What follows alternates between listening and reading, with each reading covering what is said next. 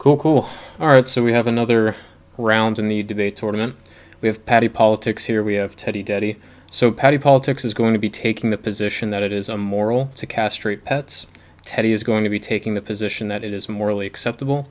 So, the winner will be decided upon who concedes. If we don't get a concession, then we'll just put it to a voting poll in which you, the audience, can actually vote on who you think performed better in the debate. You guys will have 40 minutes started now, and you can get started. Okay, Teddy, you can go first. Okay, I actually don't have an opening statement prepared for this because I was too focused on the research. But basically, the argument that I'll be going after is that even though that there are complications from spaying and neutering pets, especially considering like moral and physical detriments to their health, I think that overall the overpopulation problem is worse and leads to the death of millions of pets every year in the United States alone. I know Puerto Rico is having a really bad problem right now as well with the overpopulation of pets. And due to this fact, almost every major nonprofit organization and veterinary association in the United States recommends spaying and neutering. And in fact, I have a whole list of links to share with you that I will share in the tournament saloon.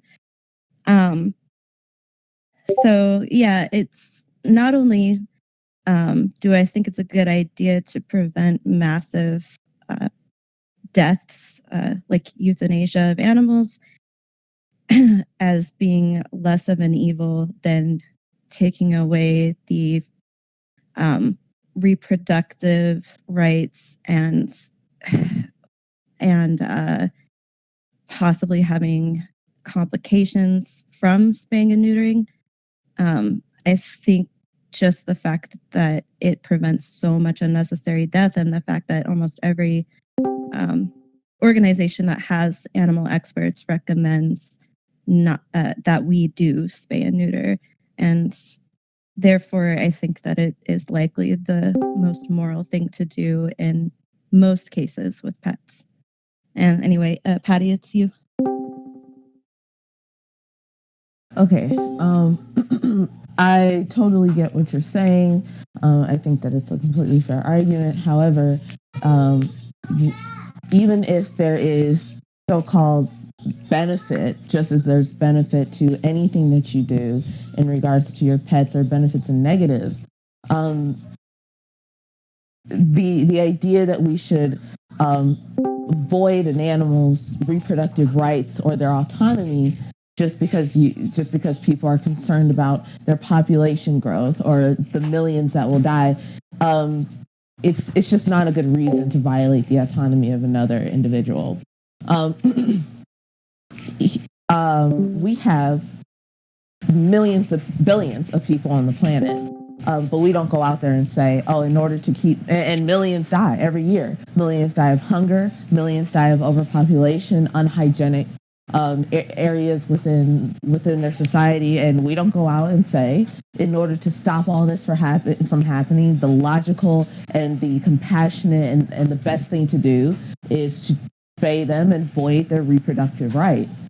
So similarly, in fact, the populations of stray animals and shelter intake is steadily going down in the United States.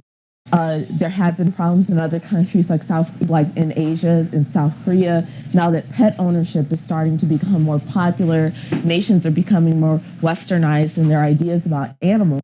They're starting to take in more pets. It wasn't always common, especially in a lot of Asian countries, to take in dogs and cats as pets, and now it's becoming a reality. So obviously, as these things start, we're going to see an influx of people trying to manage that. So we'll see influx of, yes, there will be stray animals. Yes, there will be avoidable animal deaths. However, you're going to also see exactly what's happening in the U.S. as well. People become more responsible in pet ownership. And as people become more responsible, less animals are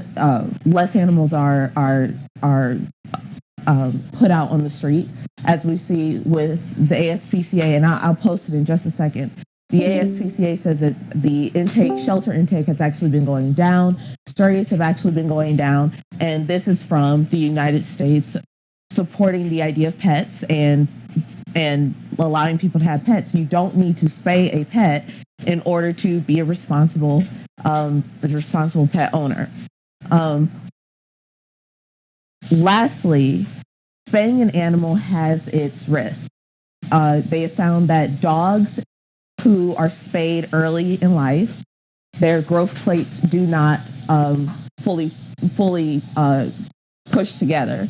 So when they don't push together, you actually get taller dogs that don't conform to their breed standard. And if they don't conform to their breed standard, they come out with more health problems. So that's my opening statement for that. Okay, great. Yeah, you presented some really interesting points, and I'd just like to respond to a few of them. So I don't disagree with you that it is really important to recognize the autonomy of an individual, and I do think of animals as being a person. So I don't like the fact that I feel like I'm violating their personhood by spaying or neutering them. However, I do think that people have a special duty because of the domestication and the popularity of domestication and the problems that has led to alleviate animal suffering. And this kind of goes to your second point, which you said you were kind of comparing pets to people and saying that like there's overpopulation of people and we don't just decide to spay and neuter people. And while I normally would respect this comparison, I don't think that you can compare the two because it's not because I don't think animals are people, because I do think animals are people. It's because we don't kill people en masse. We don't kill millions of people en masse at facilities when they don't have a home.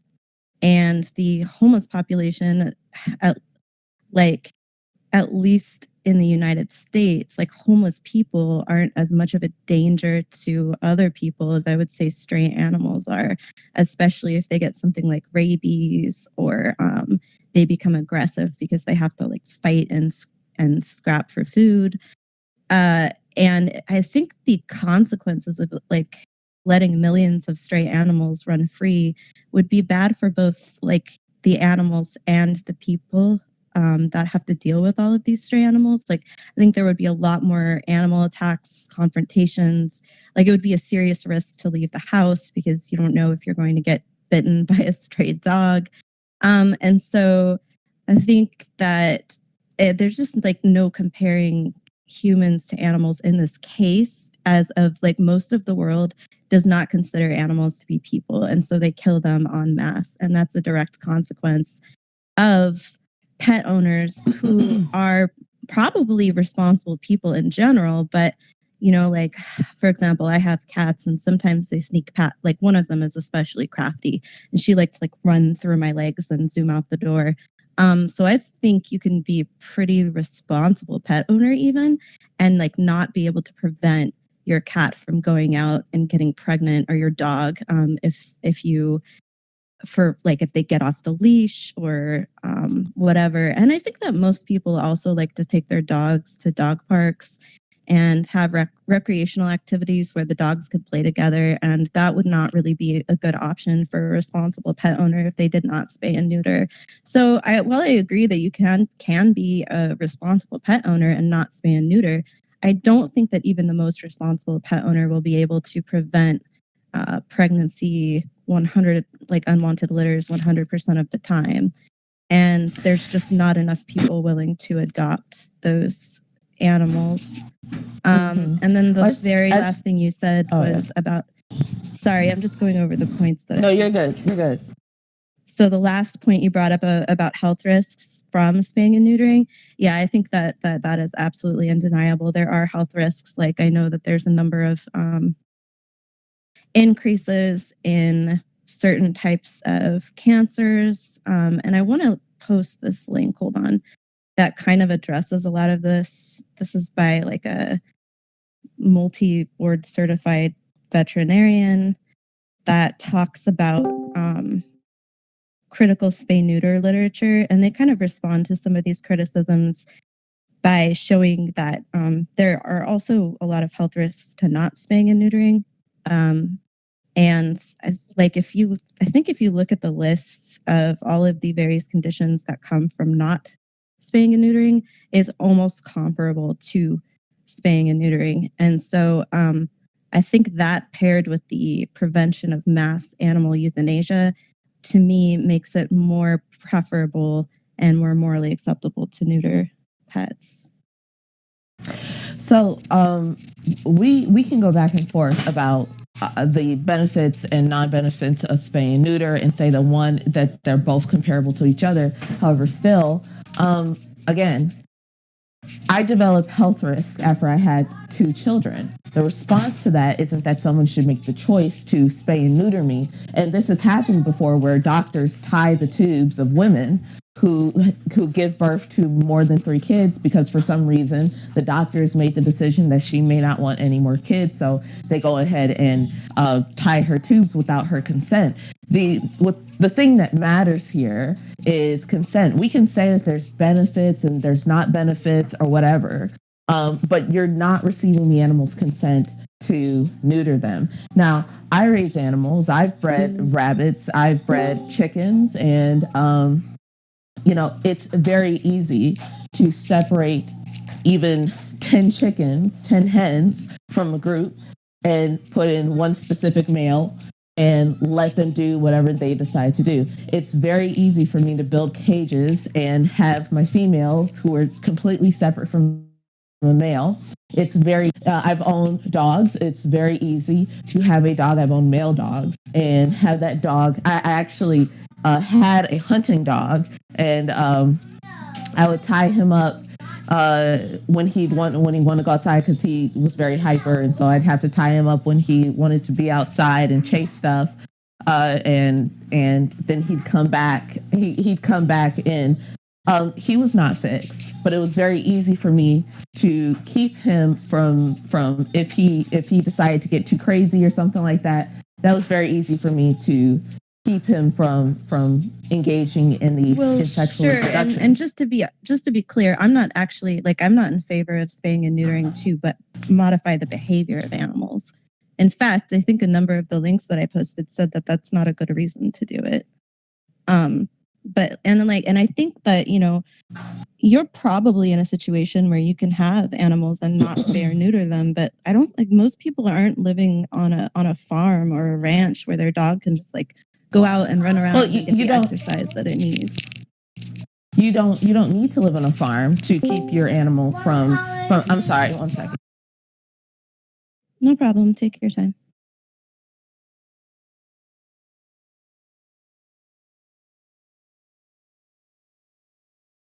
Yeah, you don't need to live on a farm in order to. I'm in a whole Facebook group full of people who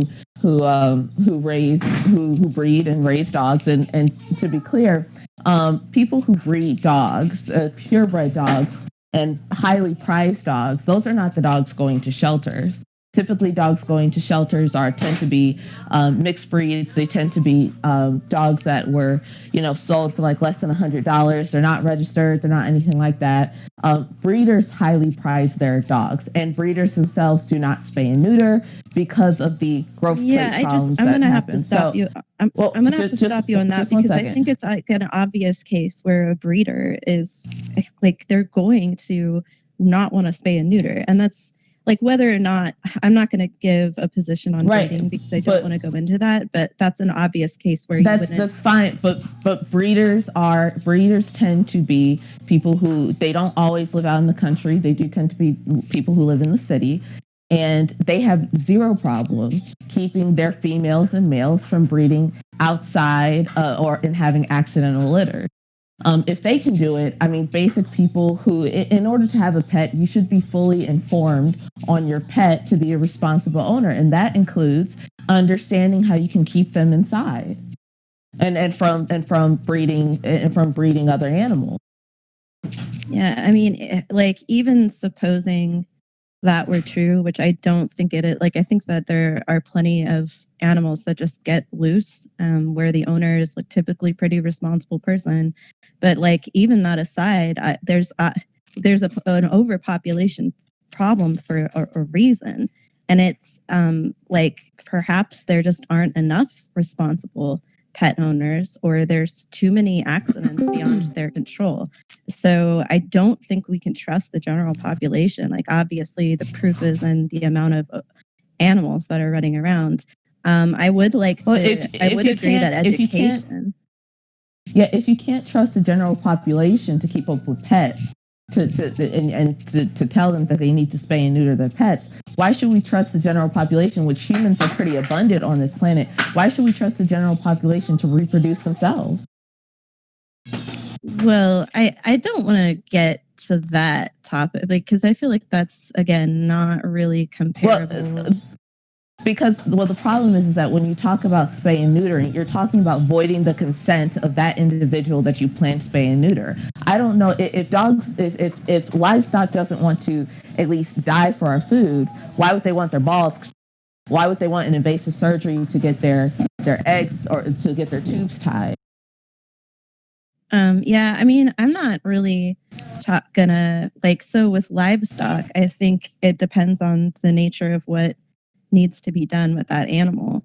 I'm actually not going to argue for neutering all livestock, but in the case of like domestic, like cats and dogs, where the overpopulation, where there is a problem, and rabbits as well, I like they are domesticated animals that have been bred to be taken care of by human beings, right? So we have a extraordinary duty to like kind of be their caretakers. I mean, we can get into whether or not it's ethical to domesticate and keep domesticated animals, but as long as people are doing it, they have a responsibility to make sure that there is not animal overpopulation.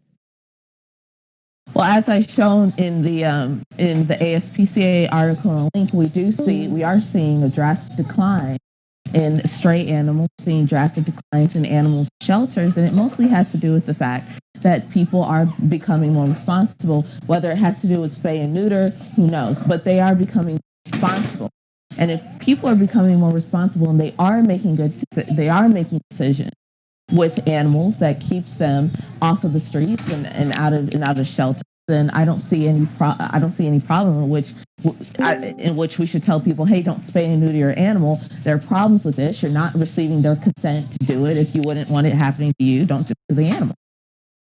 Well, there are still about like over 7 million animals that are euthanized in the United States alone every year.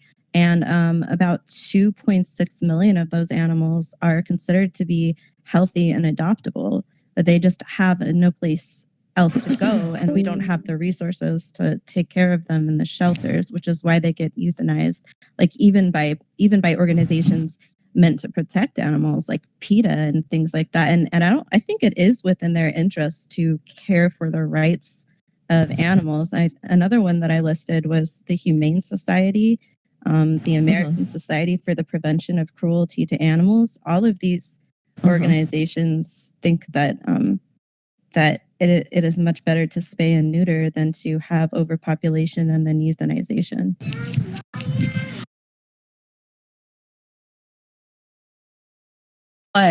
Those same organizations also believe that there's nothing such as PETA and whatnot. Those same organizations will put a dog on its deathbed just because they haven't found itself an owner. And to be fair, if one is to uphold that we are to do the best for our animals, then there should be nothing wrong with just giving an animal the pink juice, because that's what's best for the animal. The idea of putting you should really, with the position that you have, you should be perfectly fine with that. When the position that I have, it would be, if it's wrong to spay and neuter, if it's wrong to violate the autonomy of the animal, under my position, I would have to uphold that it's also wrong to kill an animal. That. Yeah, I don't. So, I think that these organizations want to do the best thing for animals, and so do I. And there's not like, so if we had all of these millions, like say 7 million animals on the streets in the United States, that would ordinarily be in a shelter just so that we don't violate their autonomy, I think you're going to find that a lot of them suffer and die and get preventable illnesses and lead pretty awful lives. And it would completely change the dynamic of our day to day as well. So, I mean, I'm not sure what the answer is other than just reducing the amount of animals that come into the world by spaying and neutering. It seems to be like the most effective way. But I'm open to other ideas. Yeah. Tay, I just want to be clear. Is it your position that it is okay to violate autonomy if it serves the public good?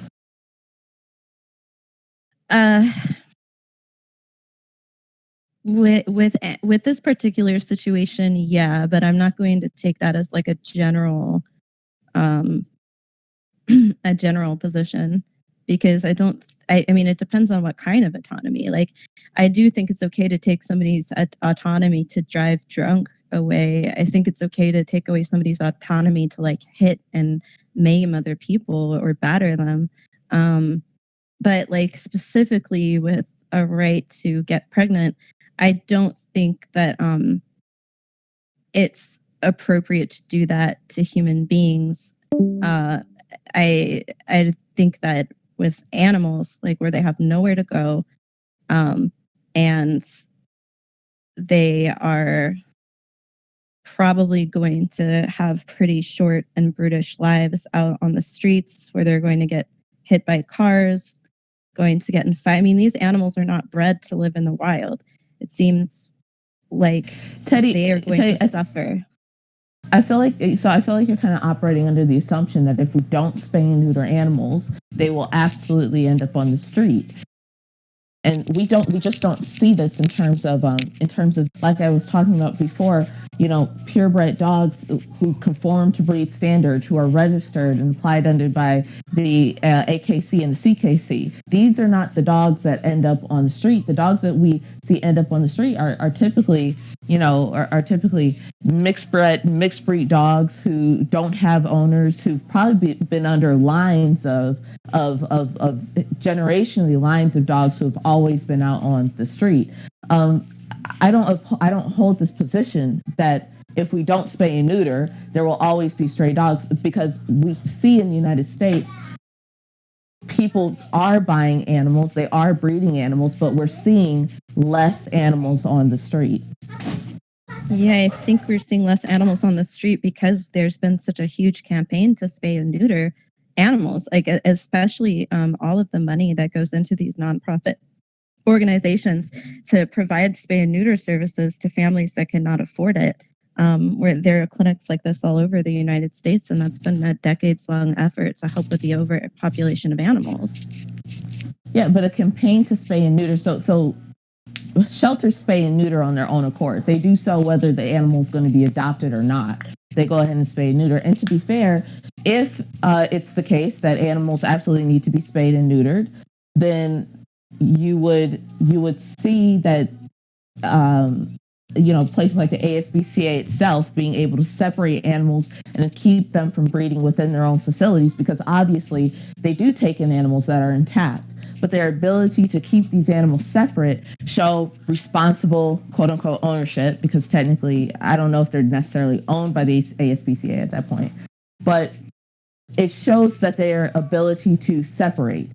It's really no different from civilians should be able to discern and separate their animals in order to keep them from having unwanted, quote unquote, unwanted litters. Because even breeders I've seen who've had so-called unwanted litters, they don't have a problem keeping their animals until they're given homes. But furthermore, still, campaigns to do something, there could be a campaign telling saying that we need to spay a certain group of people, and it still wouldn't make it right. You're lacking consent for the animal. You have not given me a decent explanation of what makes not having consent from an animal different from having consent of a human being.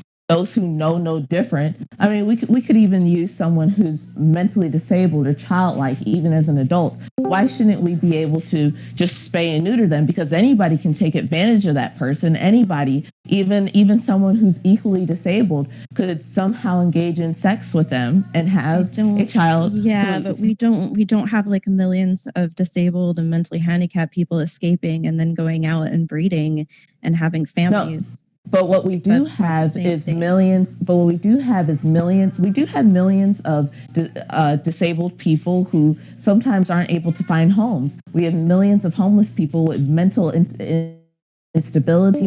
Why not sterilize them? What they do have children on the street.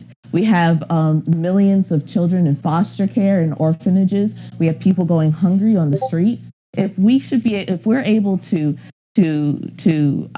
violate the autonomy of an animal just because we believe that it serves the public interest and serves the public good, then so should we be able to do it with people who don't know any better. No, I think the difference is, like I said, that animals would be domesticated to basically like live in homes and be taken care of by people. They are basically like children. Like they're not able to go out in the wild and just be on their, I mean, maybe some of them can, but I don't think a lot of them can just go out in the wild and like fend for themselves and not just starve to death or have diseases. And there are way more homeless animals, like 530 million homeless animals as opposed to 470 with homes.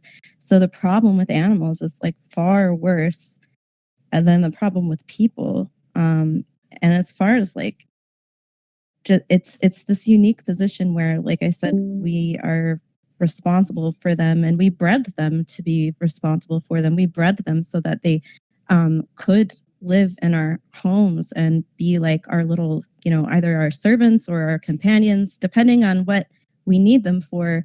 And like that's just what they were bred to do. They can't just like immediately go back out and live on the streets. So humans can't just go out and live on the streets either. I mean, we see homeless populations in which people freeze to death and they starve to death and everything. But adoption, and it is terrible. You're right. Adoption in the United States has been drastically going down. Agencies are becoming strained because there's too many kids in foster homes and in adoption facilities, private and public.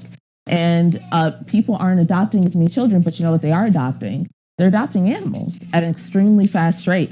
Animals, we shouldn't be worrying about whether animals are getting adopted. Animals are being adopted like crazy. I mean, we have people on the internet calling themselves fur mommies, pit mommies, all sorts of kinds of mommies, just not human mommies. We have huge influxes of people who obviously cannot take care of themselves, children and adult alike. And if those people are, childlike and unable to take care of themselves, much like, your pet dog or cat, then I don't see the difference in which we should apply the same standard for those animals to humans. Well, you're saying that animals are being adopted like crazy, but there's still more unadopted animals than adopted animals worldwide. And there's still like a comparable amount of non-adopted animals in the United States to adopted animals. So there's obviously an issue here.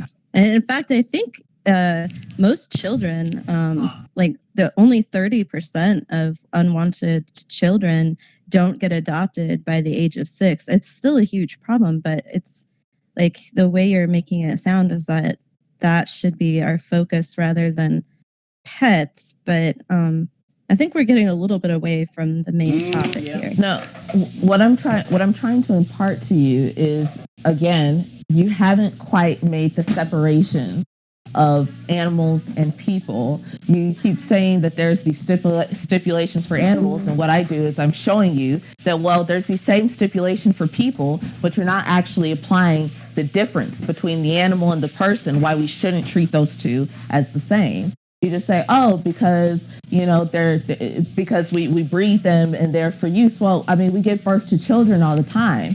people in countries that rely on rural work, such as in rural China and rural Africa, they have a lot of children. Number one, because children die a lot, and there's the infant mortality rate is bad. And then number two, more workers means more land, more food for everybody.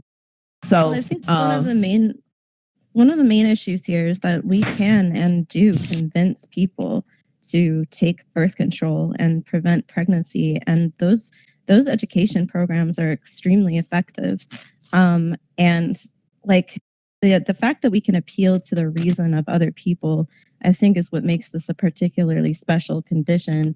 Whereas we can't really appeal to the reason of an animal. Like, we can't get their consent.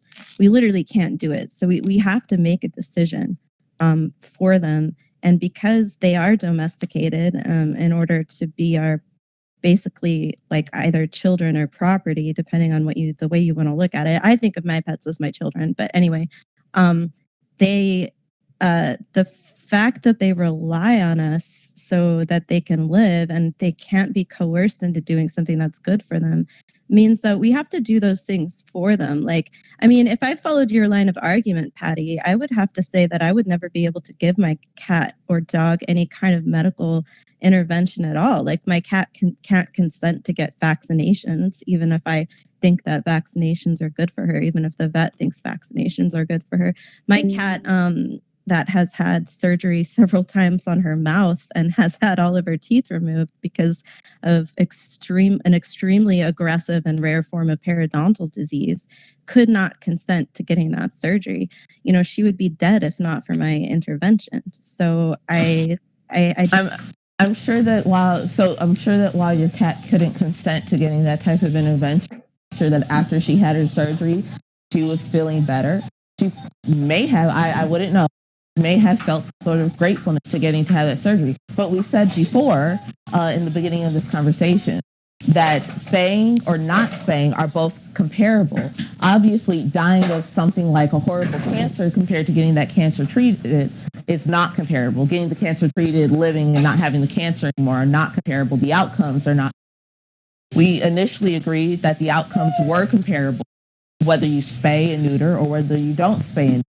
The issue here is not the benefits or the negatives of it, but rather, do you have the consent? And if you do or don't, and you would do it to a human, then the same needs to be applied to an animal. All of these examples that you give are really the same examples we can put on our children, on elderly, and the disabled. And to be clear, there was another part you mentioned about birth control. There was a program done by the UN in which they gave village people vaccinations. I think this was either Israel or the UN, but they gave people vaccination in Africa. And these vaccinations actually had birth controls in. So it hindered those people to reproduce. I feel like that's extremely problematic, and I'm not going to like again, I totally agree. I totally agree that it's and I totally agree that it's extremely problematic because you're violating the people. But those people are less educated than us. They live in totally worse circumstances than us. And under your argument, in comparison to the animal, it's the same thing for the human being, which also. And if we're supposedly stewards of animals, we should be stewards of each other. And if that's the case, then we should make choices for each other, even if we don't have their consent. No, I don't think that's accurate, because a person can be persuaded, especially with the availability of like translators and people that can speak languages. You can send anybody in to educate a population, and if they choose to not take the birth control and they tell you, we don't want this, and you give it to them anyway, that's a different kind of violation than giving something to an animal who cannot protest, and like knowing, or them being completely at your mercy and in your care, and you knowing what's better for them and making an informed decision. I think that's completely different than trying how do you to, know that their opinion is, how do you know that their knowledge about what they are receiving in birth control is informed? Because those same people can have the opinion that lightning strikes their enemies from the sky, and when they pray. How do you know that their opinion on birth control is actually educated and informed? Well, that's why you send people in to educate. And with regards to animals, I don't know. I know that their capacity to reason is much less so than human beings, and there's no way for us to communicate an argument to them as we would another human being. So I don't think that's a fair comparison. And yeah, I did agree with you. I just need to address this other point. I did agree with you earlier that the health outcomes of non uh, of non-sterilization versus sterilization for animals is basically on the level. They're going to have different health problems whether or not they get it, just depending on the circumstances. But that was couched within my larger argument that because of the overpopulation problem, it makes it more ethical to to avoid so many euthanizations, to instead provide sterilization. Okay. Well, Teddy, I think at this point we're going to end up going in circles on the same point over and over again. And I am really enjoying this discussion with you. And I really hate to kind of cut this short, but I do think that I have to go. My kid just spilled paint all over herself. Oh, I completely understand. Do you want to put it up to a vote? Or Yes, do you have please. any closing statements? No, simply same thing that I've been saying. I just don't feel that you've really established a difference between humans and animals, and why it's okay to not receive consent from the other, but consent for humans is okay. That's really my closing statement. But I do have to go, and I really love this conversation. All right, same. Have a good one, Patty. You too. Thank you, Patty. Did you want to give a closing statement, Teddy? Sure. I think Patty said that I did not make a distinction or a reason for why animals, we should override animals' consent, whereas we wouldn't with people. But I believe that I provided that distinction when I talked about the ability of animals to communicate and reason and be persuaded with words. So I don't think it's really I don't think it's a strong analogy. But I think Patty argued well, and I hope that you all vote for whoever you think gave the best argument. Thanks. Yeah, thank you. And just emphasis on that last part, please don't be biased with your votes. Actually vote on who you think did better debating.